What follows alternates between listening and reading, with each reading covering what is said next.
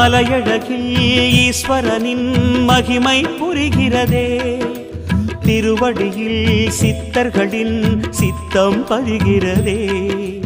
குருவடிவாய் ஒளிவடிவாய் ஞானம் தருகிறதே, சிவநிதியாய் தெளிவுருவாய் புதுமை புலர்கிறதே.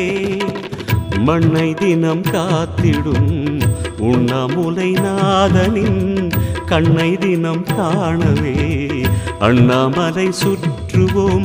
மலைவாழ் மாமணியை மரகத பொன்மொழியை வணங்கிட வணங்கிடவே வளம் பல கூடுமே.